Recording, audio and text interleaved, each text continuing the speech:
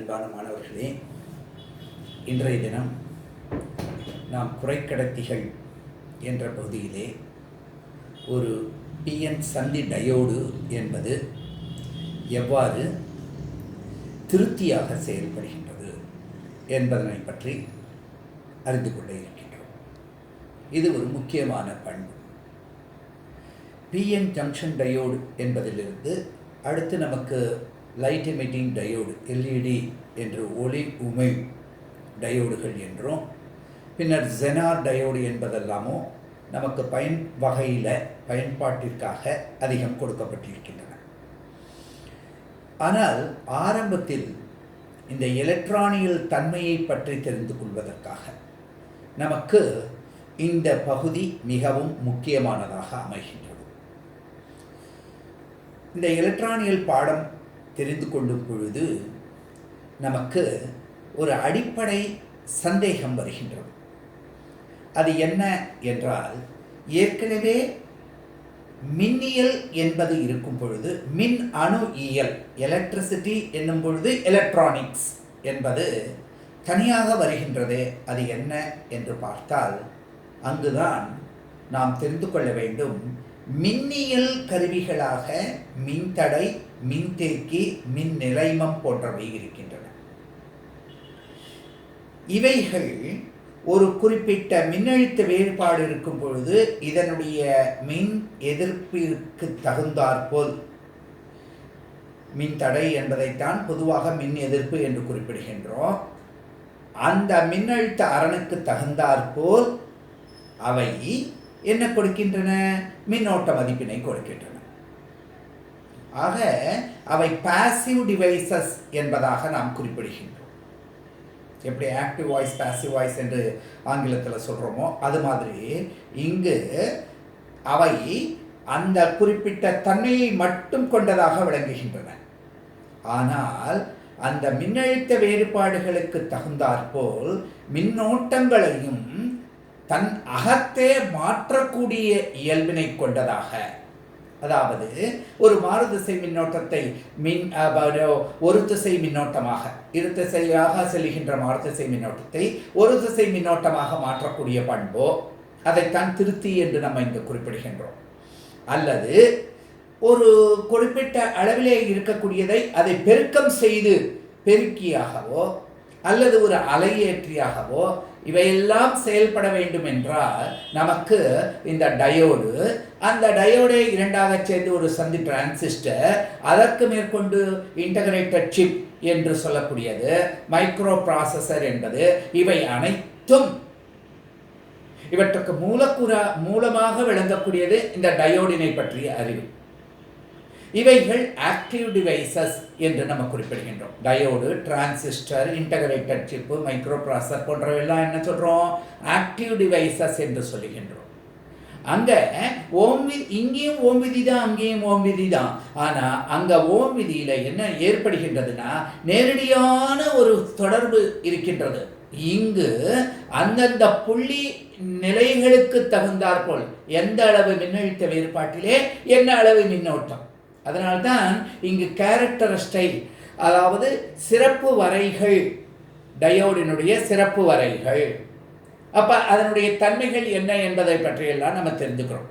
ஆக இதை மனதில் முழுமையாக இறக்கிக் கொண்டால் நாம் ஒரு டயோடு எவ்வாறு செயல்படும், டயோடை பற்றி நாம் ஆரம்பத்திலே பார்க்கும் பொழுது என்ன தெரிந்து கொண்டிருந்தோம்? இது நேர்போக்கு மின்னோட்ட, அதாவது சார்பு கொண்டிருக்கும் பொழுது, சார்பு என்றால் பயஸ் என்று ஆங்கிலத்தில் குறிப்பிடுகின்றார்கள், ஃபார்வர்ட் பயஸ் நேர்போக்கு சார்பு, பின்னோக்கு சார்பு என்றால் ரிவர்ஸ் பயஸ். அதாவது ஒரு டயோடில் பி மற்றும் என் என்று இரண்டு சந்திகள் இருக்கின்றன. இந்த பி என்பது இப்படி பாயிண்டிங் எட்ஜாக இருக்கக்கூடியது, இந்த கோடு என் என்பதனை குறிக்கக்கூடியது.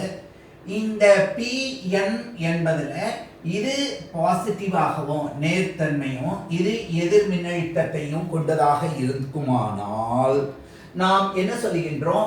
இது ஃபார்வர்ட் பயஸ் அல்லது முன்னோக்கு சார்பு பெற்றது, சார்பு என்று சொல்லுகின்றோம்.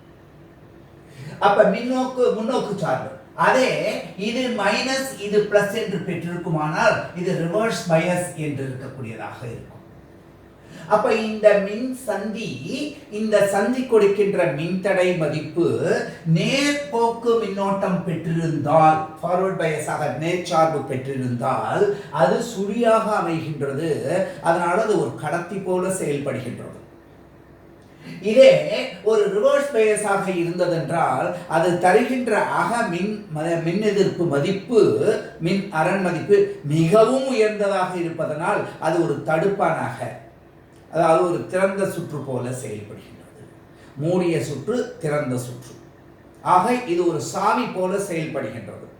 இந்த டயோடினுடைய அடிப்படை பண்பை பயன்படுத்தி நாம் இதனை அரை அலை திருத்தி என்றும் முழு அலை திருத்தி என்றும் இரண்டு வகையாக பிரித்து நாம் பார்க்க இருக்கின்றோம். ஆக ஒரு மின் சந்தி டயோடு, ஒரு PN சந்தி டயோடினை எடுத்துக்கொண்டு ஒரு மாறுதிசை மின்னோட்டத்தை ஒரு திசை மின்னோட்டமாக மாற்றக்கூடிய தன்மையினை நாம் தெரிந்து கொள்ள, அதனைத்தான் அலை திருத்தம் என்று பெயர், வேவ் ரெக்டிஃபிகேஷன். அதனால இதனை ரெக்டிஃபையர் என்று நம்ம குறிப்பிடுகின்றோம். இப்ப அதனுடைய தன்மைகளை பார்ப்போம். ஒரு மாறுதிசை மின்னோட்டத்துல ஃபர்ஸ்ட் எடுத்துக்கக்கூடியது ஹாஃப் வேவ் ரெக்டிஃபையர் என்பதனை பார்க்கின்றோம். அதாவது அரை அலை திருத்தி என்று நம்ம பார்க்கின்றோம். அது என்ன? இப்ப ஒரு மாறுதிசை மின்னோட்டம் மூலம் இருக்கின்றது. இதனுடைய மதிப்பு E0 sin omega t plus π0 என்று எடுத்துக்கிறோம்னு வச்சுக்கோங்க. சாதாரண பொது வாய்ப்பாடு. இது ஒரு மாறுதிசை மின்னோட்டம் மின்மூலம். இது கூட ஒரு மின்மாற்றியை இவ்வாறு எடுத்துக்கிறோம். இந்த மின்மாற்றியில முதன்மை சுருள் P1 P2 என்று குறிப்பிடப்படுகின்றது. இதற்கு நடுவில் இந்த கோர் என்று சொல்லக்கூடியது இருக்கின்றது. மின்மாற்றியை பற்றி படிக்கும்போது பார்த்துக்கிறோம். அதனுடைய செகண்டரி துணை சுருள் அப்படிங்கிறத பார்க்கிறோம். இது பிரதம சுருள், முதன்மை சுருள். இது துணை சுருள் S2 என்று சொல்லக்கூடியது. சரி சார், இப்ப இப்படி இருக்கக்கூடிய மதிப்பிலிருந்து நம்ம இந்த டயோடு என்பதனை ஒரு PN சந்தி டயோட இவ்வாறு இணைத்திருக்கிறோம். இவ்வாறு இணைத்து எப்பொழுதுமே நல்ல ஞாபகம் வச்சுங்க, நமக்கு ஒரு சுற்றுல மின்னோட்டம் பாயறதான்னு எப்ப தெரிய முடியும்னா ஒரு பளு மின்தடை ஒன்றை இழுத்தாதான் முடியும். ஒரு மின்தடையை கொடுத்தா அந்த மின்தடையினுடைய முனைகளுக்கு இடையில ஒரு மின்னழுத்த வேறுபாடு நமக்கு கிடைக்கும். இப்போ நம்ம வீட்டில எல்லாம் வயரிங்லாம் செஞ்சுருக்காங்க. ஆனால் ஒரு இடத்துல ஒரு ஹோல்டர் கொடுத்துருக்கும் பொழுது ஒரு சுவிட்ச் வழியாக கனெக்ட் பண்ணிக்கலாம். அந்த ஹோல்டரில் ஒரு பல்பை நம்ம கொடுத்தோம்னா அந்த பல்பில் இருக்கக்கூடிய இழை இருக்கு இல்லையா, டங்ஸ்டன் இழை இருக்கு இல்லையா, அந்த இழை மின்தடை பலு மின்தடையாக இருக்கு. ஒரு அயன் பாக்ஸை பயன்படுத்தினோம் அப்படின்னு சொன்னா ப்ளஸ் இருக்கு, அதில் இருக்கக்கூடிய அந்த நைக்ரோம் காயில் என்பது நமக்கு மின்தடையாக இருக்கு. அதில் அந்த திறன் வெளிப்பாடு கிடைக்கின்றது. அதைத்தான் இங்க வந்து நம்ம என்ன எடுக்கிறோம்னா எக்ஸ்டர்னலா ஆர் என்று ஒரு மின்தடை, இதைத்தான் பலு மின்தடை. பொதுவாக சில புஸ்தகங்கள்ல RL என்று குறிப்பிடுவார்கள், நம்ம ஆர் என்று பொதுவாக எடுத்துக்கிறோம். இதனுடைய மறுமுனையை இவ்வாறு இந்த S2 உடன் இணைத்திருக்கின்றோம். இந்த படம் அரை அலை திருத்தியாக இருக்கு. இப்ப இதனுடைய முனைகளுக்கு இடையிலனா நமக்கு வெளியீடு கிடைக்க இருக்கின்றது. நல்ல கவனி, ரொம்ப எளிமையான பகுதி. சரி சார், இப்ப இந்த மதிப்புல என்ன நடக்கின்றது அப்படின்னு சொன்னா, இப்ப இதுல வரக்கூடிய தன்மைகளை பற்றி நம்ம பார்க்கலாம். இந்த அரை அலை திருத்தியினுடைய வடிவத்துல எவ்வாறு செயல்பாடு வருகிறதுன்னு முதல்ல பாருங்க. ரொம்ப எளிமையான முறை. நம்ம சொன்னோம், டயோடு முற்போக்கு சார்பு கொள்ளும் பொழுது, முன்னோட்ட சார்பு கொள்ளும் பொழுது அது கடத்தும். அதே நேரத்தில் பின்னோக்கு சார்பு அமையுமானால் அது மின்னோட்டத்தை கடத்தாது. இந்த தன்மையை எடுத்துக்கிறோம். இப்ப 0 என்று சொல்லி T/2 ஒரு அலை அப்படின்னு எடுத்துக்கிட்டாக்க அதுக்கு பொதுவா மாறுதிசை மின்னோட்டத்தை மேலும் கீழுமா இருக்கக்கூடியதா இருக்கும். T என்று எடுத்துப்போம். ஒரு சாதாரண 2 வடிவங்களை எடுத்துப்போம். 3T/2 2T என்று எடுத்துப்போம். இப்ப இத உள்ளீடு அப்படின்னு கொடுப்போம். இப்ப இந்த உள்ளிடும் பொழுது இது என்ன நடக்கின்றது அப்படின்னு பாருங்க. இந்த மாறுதிசை மின்னோட்டமா இருக்கிறதுனால இது இவ்வாறு சென்று இப்படி வந்து இவ்வாறு செல்கின்றது. அடுத்த சுற்றுல இது மீண்டும் இவ்வாறு சென்று பெரும மதிப்பினை அடைந்து சைன் வரைபடம் இதனைத்தான் நம்ம இங்க சொல்லியிருக்கோம். இது இவ்வாறு வருகின்றது. அப்ப இதனுடைய உச்ச மதிப்பு என்னவாக இருக்கு? E0. அதான் இங்க நம்ம சொல்றோம் E0. இதனுடைய எதிர் திசையில் அதனுடைய மதிப்பு என்ன இருக்கு? -E0. அப்ப +E0 இருந்து E0க்கு மாறுதிசை மின்னோட்டமாக போறது. இது வந்து என்னவா இருக்கு? உள்ளீடா இருக்கு அப்படின்னு நம்ம பார்க்கிறோம். சரி சார், அப்ப முதல் அலை சுற்றும் போது இதிலேருந்து பிளஸ் வரும்போது இந்த P1 என்னவாக இருக்கு? பிளஸ்ஸா இருக்கு. இந்த P2 என்னவா இருக்கு? மைனஸா இருக்கு. இது அப்ப இதனால இந்த மின்மாற்றியில இது ஒரு மின்மாற்றி டிரான்ஸ்ஃபார்மர். இந்த மின்மாற்றியில இது உள்ளகம் கோர் அப்படின்னு சொன்னோம். இது என்ன அப்படின்னு பார்த்தா இதுவும் பிளஸ்ஸா அமையிறது, இது மைனஸா அமையிறது. அதனால நேரடியா இந்த நேர்த்தன்மை இந்த P கூட P பாசிட்டிவாகவும் N நெகட்டிவாகவும் இருந்தா நேர்போக்கு சார்பு PP NN நேரடியா.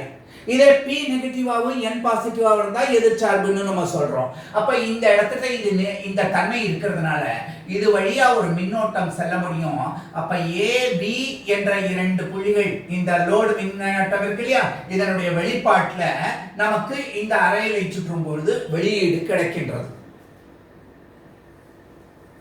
அப்ப அந்த தன்மை இங்க நம்ம பார்க்கணும் அப்படின்னு சொன்னா இதையே நம்ம கரெக்டா எடுத்துப்போம்.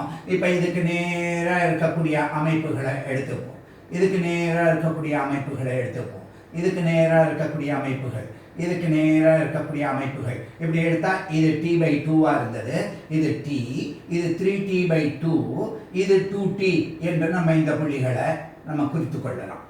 இது 0. இந்த அமைப்புகள் இருக்கு. சரி, இப்ப இந்த இதுல என்ன நம்ம சொன்னோம்? இந்த 0 to T/2 என்று இருக்கும் பொழுது இங்கு கடத்தப்படுகின்றது. அதனால இங்க என்ன கிடைச்சதோ அந்த தன்மை இங்கும் கிடைக்கின்றது. அப்ப இது E0. சரி சார், அடுத்த அறை சுற்றும் போது என்ன நடக்கிறது? இது நெகட்டிவா மாறுது. ஏன்னா இதனுடைய அரை அலை சுற்று இது அப்ப பாசிட்டிவா மாறிடுறது. இது அப்ப உடனே இதுவும் என்ன ஆகின்றது? இது நெகட்டிவ், இது பாசிட்டிவா இருந்து அப்ப P ஆனது எதிர் மின்னழுத்தத்துக்கு இணைக்கப்படுகின்றது. அதனால இந்த அறை சுற்றும் பொழுது எந்த மின்னோட்டமும் இதன் வழியாக ABக்கு இடையிலே கடத்தப்படவில்லை. அதனால இந்த R என்ற மின்தடைக்கு இடையிலே எந்த மின்னோட்டமும் இல்லை. இந்த காரணத்தினால இந்த T/2 இருந்து T வரையிலும் எந்த வெளியீடும் நமக்கு கிடைக்கவில்லை. சரி சார், அடுத்த அறையை சுற்றும் போது மீண்டும் இது பாசிட்டிவாக மாறுகின்றது, இது பாசிட்டிவ் ஆகின்றது, இது நெகட்டிவ் ஆகின்றது. அதனால மீண்டும் இந்த தன்மை, அதனால இந்த சமயத்துல இவ்வாறு வருகின்றது. அப்ப நல்லா கவனிச்சு பாருங்க, இந்த உள்ளீட்டுல நேர்த்தன்மை இருக்கும் பொழுது மட்டும் அரை அலைகள் மட்டும் நமக்கு வெளியீடா கிடைக்கிறதுனால இந்த சுற்றுக்கு என்னென்ன பேரு? அரை அலை திருத்தி என்று பெயர்.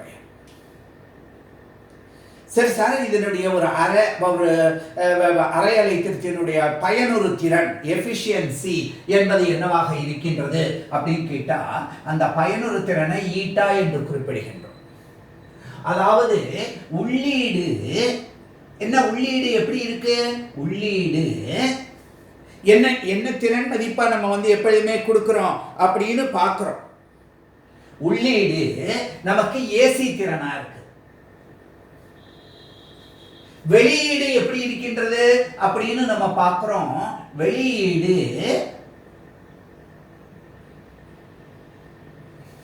டிசியாக இருக்கின்றது, ஒரு திசை மின்னோட்டமாக இருக்கின்றது. அப்ப நம்ம வந்து இந்த அமைப்பை எப்படி பார்க்கலாம் அப்படின்னு சொன்னனால தெளிவா எழுதுறேன் இந்த இடத்துக்கு. அந்த வாய்ப்பாடை நல்லா கவனிச்சுங்க. பயனுறு திறன் எஃபிஷியன்சி என்பது வெளியீடு அவுட்புட்டுக்கும் இன்புட்டுக்கும் உள்ளதுதான் எப்பொழுதுமே. அப்ப வெளியீடு டிசி திறனுக்கும் டிவைடட் பை உள்ளீடு ஏசி திறனுக்கும் உள்ள விகிதம். அப்ப இதை எப்பொழுதுமே என்னதுல சொல்லுவோம்? பர்சன்டேஜ்ல சொல்லுவோம். அப்ப ஒரு அரை அலை திருத்திக்கு இந்த மதிப்பு எப்படி இருக்கு? 40.6%. இதுதான் பெரும மதிப்பு. நல்லா தெரியும், எந்த ஒரு உபகரணத்துக்கும் 100% வராது, ஒண்ணுதான் மேக்சிமம். அப்ப சாதாரணமா இந்த அமைப்புல நமக்கு ஈட்டாவுக்கு மேக்சிமம் மதிப்பு என்ன கிடைக்காது? 40.6 அலை திருத்தியினுடைய பெருமை பயனுறு திறன் மதிப்பு மேக்ஸிமம் எஃபிஷியன்சி 40.6%. இங்க நல்லா நினைச்சுக்கணும், வெளியீடு டிசி திறனா இருக்கு, உள்ளீடு அதுக்கு தகுந்த ஏசி திறனா இருக்கு. இதுதான் அமைப்பா இருக்கு. அப்ப அரை அலை திருத்தி விளக்குக அப்படின்னு சொன்னா இதைத்தான் நம்ம பார்க்கிறோம். ரொம்ப சுலபமான பகுதி. ஒரு மாறுதிசை மின்னோட்டம் மின்னோட்டத்தை எடுத்துட்டு இப்ப இந்த அமைப்புல நம்ம சாதாரணமா ஒரு கரண்ட் என்னவா சார் இருக்க முடியும் அப்படின்னு கேட்டா I ஈக்குவல் டு என்னன்னு எழுத முடியும்? E0 sin omega t plus pi, இது அந்த மதிப்பு divided by R plus R junction. அவ்வளவுதான். voltage divided by current. அப்ப current equal to voltage divided by resistance. அப்ப voltage E0 sin omega t plus pi 0. இங்க என்ன இருக்கு? 2 இருக்கு. இந்த சுற்றுல பாருங்க, இத ஒரு சுற்றா எடுத்தா ஓம் சுற்றுப்படி R என்பது லோட் ரெசிஸ்டன்ஸ், இந்த R ஜங்ஷன் என்பது இந்த ரெசிஸ்டன்ஸ். ஃபார்வர்ட் பேசும்போது இந்த மதிப்பு என்ன ஆயிடுது? சுழியாகின்றது, மச் லெஸ்ஸர் தென் R. அதனால அப்படியே எழுத முடியும். அதனால I0 மதிப்பு கிடைக்கின்றது. இதுதான் நமக்கு இங்க நம்ம தெரிந்து கொள்ளக்கூடிய சர்வசாதாரணமான ஒரு அமைப்பாக நம்ம பார்க்க முடியும். அப்ப இதுல பொட்டன்ஷியல் டிஃபரன்ஸ் எப்படி கண்டுபிடிக்கிறது அப்படின்னா, இந்த மதிப்பு ஆறால பெருக்கிட்டாக்க அவ்வளவுதானே மதிப்பு. இப்ப இந்த இடத்துல நமக்கு கிடைச்ச அவுட்புட் என்ன அப்படின்னு T மதிப்பு என்ன அப்படின்னு கேட்டா R into I. அப்ப R into E0 sin omega t plus pi 0 divided by R plus R junction அப்படின்னு எழுதிக்கிறோம். வேற ஒண்ணுமே இல்லை. இந்த I மதிப்பா அப்படி ஆறால பெருக்கி இருக்கோம். இந்த R தானே RL, அதனால சில புத்தகங்கள்ல RL என்று குறித்திருப்பாங்க. ஆக இது ஆம்பியர்ல இருக்கு, இது எதுல இருக்கு? வோல்ட்ல இருக்கு. இதுதான் அரை அலை திருத்தி பத்தி. இதுல இருக்கக்கூடிய எண் மதிப்பு என்ன ஞாபகம் வச்சுக்கொண்டிருக்கு? இதனுடைய பெருமை பயனுறு திறன் எஃபிஷியன்சி 40.6. அப்ப அது முழு அலை திருத்தியா இருந்தா என்ன சார் ஆயிருந்திருக்கும்? ஃபுல் வேவ் ரெக்டிஃபையரா அப்படியே டபுள் ஆயிருக்கும். அவ்வளவுதான், 2 அலைகளும் கிடைக்க போறது. இப்போ ஒரு ஸ்மார்ட் கொஸ்டின் கேட்கறாங்க, இதனுடைய மதிப்பை நம்ம பிஎன் ஜங்ஷன் இந்த முனையை மாத்தி வச்சிருந்தா என்ன நினைச்சிருக்கோம்? நெகட்டிவ் ஆஃப் எல்லாம் கிடைச்சிருக்கோம். இவ்வளவுதானே. ஆக இந்த தன்மைக்கு அடுத்தது நாம் இப்பொழுது முழு அலை திருத்தி எவ்வாறு செயல்படுகிறது அப்படிங்கிறத பார்க்கலாம். இப்ப ஒரு முக்கியமான பண்பை பற்றி இங்க தெரிஞ்சுக்கணும். மேக்ஸ்ல பிளஸ் நம்பர் சொல்லு மைனஸ் நம்பர் சொல்லு அப்படின்னு சொன்னா உடனே நம்ம சொல்லிடுவோம், 0க்கு மேல இருக்கிறதெல்லாம் பிளஸ், 0 கீழே இருக்கிறதெல்லாம் மைனஸ் அப்படின்னு. ஆனா பிசிக்ஸ்ல இந்த பிளஸ் மைனஸ்ங்கிறது எப்படி சார் வர்றது அப்படின்னா ரிலேட்டிவ். ஒரு வீடு இருக்கு, ஒரு வீட்டில் சாதாரணமான எளிமையான உதாரணம் தெரிஞ்சுங்க. முதல்ல ஒரு வீட்டில் கிரவுண்ட் ஃப்ளோர் இருக்கு, ஃபர்ஸ்ட் ஃப்ளோர் முதல் மாடி இருக்கு, 2வது மாடியில் இருக்கு. இப்போ கிரவுண்ட் ஃப்ளோரில் இருக்கிறவன் கீழே இருக்கான், முதல் மாடியில் இருக்கிறவன் மேலே இருக்கான், 2வது மாடியில் எங்க இருக்கிறவனும் மேலே தான் இருக்கான். மேலே இருக்கான்னு சொல்றது இல்லை நம்ம. சரி சார், மேல் மாடியில் 2வது மாடியில் இருக்கிறவனுக்கு முதல் மாடியில் எங்க இருக்கான்? கீழே இருக்கான். கிரவுண்ட் ஃப்ளோரில் இருக்க தரை தளத்தில் இருக்கிறவனும் எப்படி இருக்கான்? கீழே தான் இருக்கான். அப்போ கீழே இருக்கான்னு சொல்றது இல்லை.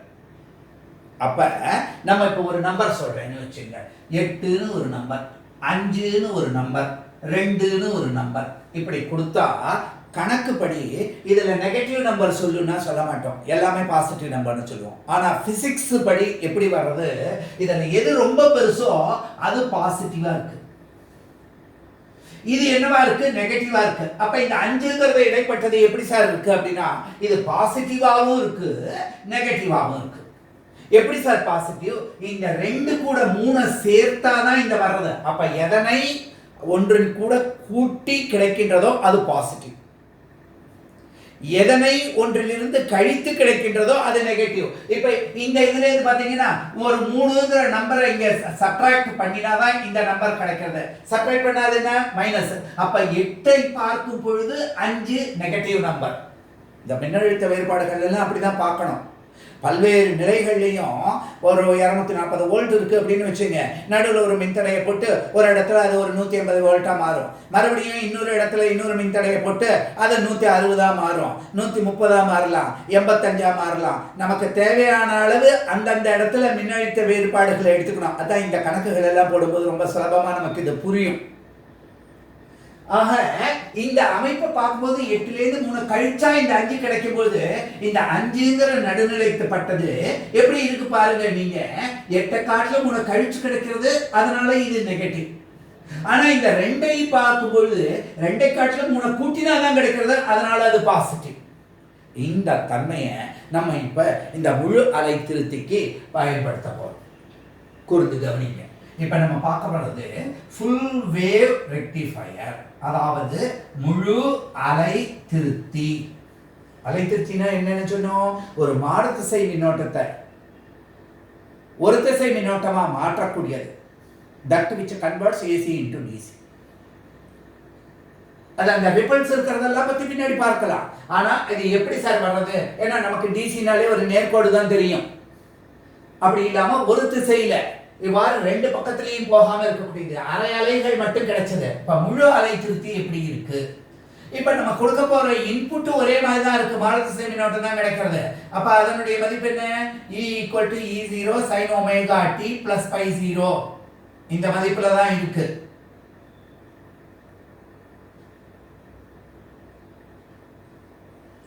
பொதுவான வாய்ப்பாடு இதுதான் மாறு திசை மின்னோட்டம் மின்மூலத்தினுடைய குறியீடு. இதிலிருந்து இதனுடைய டிரான்ஸ்ஃபார்மர் எடுத்துக்கிறோம். அந்த டிரான்ஸ்ஃபார்மர் மின்மாற்றியினுடைய பிரதம சுருள்கள் P1 P2 தான் இருக்கு. இந்த பிரதம சுருள் சுனை சுருள்லாம் என்ன, இந்த சுற்றுகளின் எண்ணிக்கை வச்சு வெளியீடு உள்ளீடு மின்னழுத்தத்தை நம்ம பார்க்க முடியும்னு சொல்லியிருக்கோம். இப்போ ஒரு 240 இருக்குன்னு வச்சுங்க, ஒரு 100 சுற்று இருக்கு அப்படின்னு சொன்னா 50வது சுற்றுல நான் போய் கொடுத்தேன்னா அப்ப மேலே இருக்கக்கூடிய புள்ளிக்கு அந்த 50வது சுற்றுக்கு என்ன கிடைக்கும், 240லேருந்து பாதி 120 மாறிடும். இப்ப இந்த புள்ளி 240 வோல்ட்ல இருக்கும்போது இந்த புள்ளி 0 வோல்ட்ல இருக்கும்போது நான் ஒரு மைய புள்ளியை வேற கன்சிடர் பண்ணேன்னா அப்ப மைய புள்ளிக்கும் அதுக்கு நடுவுல 120 வந்து அந்த 120ல இருந்து 0க்கு போகும்போது அந்த 120 240 பார்க்கும்போது மைனஸ் ஆகும், 0வை பார்க்கும்போது பிளஸ் ஆகும் இருக்கு. இந்த அடிப்படை தன்மை தான் இங்க நமக்கு புரியணும். இது உள்ளகம் கோர். சரி, இதை நம்ம என்ன எடுத்துக்கிறோம், இதைத்தான் S1 S2னுட்டு செகண்டரி எடுத்தோம். இங்க நம்ம என்ன சொல்றோம், ஒரு சென்டர் பாயிண்டையும் எடுத்துக்கிறோம். எப்படி, இப்ப இதுல ஒரு டயோடை இப்படியே இணைக்கிறோம். நல்ல கவனிங்க. ஒரு டயோட் D1ங்கிறத எடுத்து PN என்று குறிப்பிடுகின்றோம். இது கூட இன்னொரு டயோடை எடுத்துக்கிறோம். இந்த டயோடை எடுத்து இதை D2ன்னு சொல்றோம். ரெண்டுமே ஒரே மாதிரி திசையில தான் இருக்கு. இதுவும் PN இப்படியே தான் இருக்கு, இதுவும் இப்படியே தான் இருக்கு. இப்ப இவை இரண்டையும் இணைக்கிறோம். இப்படி இணைச்சு இந்த C என்பதிலிருந்து முன்னாடி இங்கேயே டைரக்டா எடுத்தோம். இப்ப பாருங்க இப்படி எடுத்துட்டு போறோம். எப்பொழுதுமே மின் படங்கள்லாம் வரைபடங்கள்லாம் போடும்போது நம்ம என்ன புரிஞ்சுக்கணும், ஒரு இடத்துல இப்படி நேரா போடு வந்தா இங்க சந்திப்பு இருக்குன்னு அர்த்தம். இந்த மாதிரி இல்லாம இங்க தாண்டி குதிச்சு இப்படி போச்சு அப்படின்னா இந்த வயருக்கும் இந்த வயருக்கும் இந்த மண் கம்பிக்கு சம்மந்தம் இல்லை. அப்ப அது போல இந்த இடத்துல இதுல டச் பண்ணாம இப்படி வெளியில வந்து அந்த மின்தடை மதிப்பை எடுக்கும். இதுதான் R, லோடு ரெசிஸ்டன்ஸ். இந்த மதிப்பை எர்த்து கூட இப்படி குறிச்சிட்டே பண்ண என்ன அர்த்தம், 0 வோல்ட். அப்ப இந்த புள்ளிக்கும் இடையில நமக்கு எப்படி மின்னழுத்தம் கிடைக்கிறது அப்படின்னு பார்க்கணும். இந்த படத்தையே நம்ம மாறுபடுத்தி போடலாம், இந்த இடத்துலயே நம்ம நேரடியாகவும் போட்டு பார்க்கலாம். ஆனா பொதுவா இது வழக்கம். அப்ப இதுலதான் வெளியீடு கிடைக்கிறது. சரி சார், இதுக்கு என்ன மாறுபாடு நம்ம சொல்லியிருக்கோம்? இந்த அதாவது மையப்புள்ளியிலேருந்து நம்ம இந்த இதை கொடுத்துருக்கோம், பளுவின் தடை கொடுத்துருக்கோம். இங்க ஒரு மையப்புள்ளி, அங்க ஒரு இணைப்பு இருக்கு, அவ்வளவுதான். சரி, இப்ப சுலபமா பார்ப்போம் என்ன தன்மை நடக்கிறது அப்படின்னு சொல்லிட்டு. இப்ப இது பிளஸ், இது பிளஸ், இது மைனஸ், இது மைனஸ். சரி சார், இதை பார்க்கும் பொழுது இந்த புள்ளி எங்க இருக்கு? கீழே இருக்கு. ஆனா இதை பார்க்கும் பொழுது இந்த புள்ளி எப்படி இருக்கு? பிளஸ்ஸா இருக்கு. அப்ப ஒரே இடத்துல இது பிளஸ்ஸாவும் மைனஸாவும் இருக்கு. இந்த புள்ளியை கன்சிடர் பண்ணும்போது இது பிளஸ், இதை கன்சிடர் போது இப்ப என்ன சார் நடக்கும் அப்படின்னு பாத்தீங்கன்னா, இது பி இது கூட சேர்றது. இப்ப n என்பது இப்படியே வந்து மைனஸ் கூட சேர்றது. அப்ப இந்த புள்ளி நெகட்டிவா இருக்கிறதுனால இந்த டயோடு இப்ப கடத்துகின்றது. அதனால இந்த இடத்துல ஒரு வேறுபாடு கிடைக்கிறது. இதே நேரத்துல இது எப்படி சார் இருக்கு அப்படின்னு கேட்டா, இந்த பாருங்க, இந்த அமைப்புக்கு இந்த D2ங்கிறதுக்கு இந்த அமைப்பை இதை இன்னொரு படத்தினாலும் தெளிவுபடுத்தலாம்னு சொன்னேன். இதே படம் தான். இந்த படத்தை நான் எப்படி போட்டு காமிக்கிறேன்? இந்த இடத்துல இருக்கக்கூடியதா தானே இருக்கு.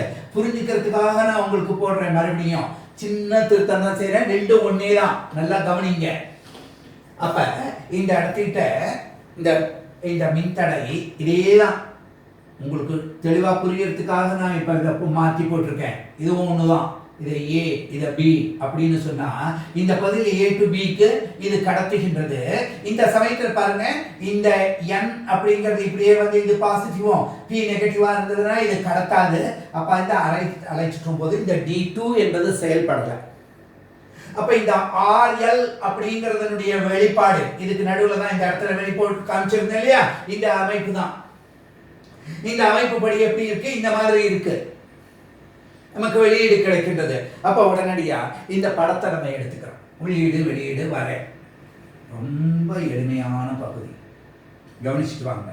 இது 0, இது t/2, இது t, இது 3t/2, இது 2t என்று எடுத்து இதுல இவ்வாறு நம்ம இந்த அலையானது உள்ளீடு மாறுதிசை மின்னோட்டமா கிடைக்கிறது. இப்படி கிடைச்சிட்டு இருக்கு. இந்த மதிப்பு -E0, இது +E0 என்று இருந்தது. இப்ப வெளியீட்டை பார்க்கணும். இப்ப வெளியீட்டு மதிப்புகளை பார்க்கறதுக்கு இதுவும் t-னுடைய மதிப்புப்படி தான் போறது. இப்படி வெளியீட்டு மதிப்பை பார்க்கும் பொழுது நமக்கு என்ன கிடைக்கின்றதுன்னா, இதுக்கு நேரா t/2 என்று எடுத்துக்கிறோம், இதுக்கு நேரா t என்று எடுத்துக்கிறோம், இதுக்கு நேரா 3t/2 என்று எடுத்துக்கிறோம், இதுக்கு நேரா 2t என்று எடுத்துக்கிறோம். இப்படியே போயிட்டு இருக்கலாம். இது 0. இப்ப ஒரு அமைப்புல இந்த கடத்தி வர்றது A லேருந்து B க்கு போறது. அதனால நம்ம இங்க என்ன செஞ்சிருக்கோம்? ஒரு இது கிடைக்கிறது. இப்ப D1 கடத்துகின்றது, D2 கடத்தல.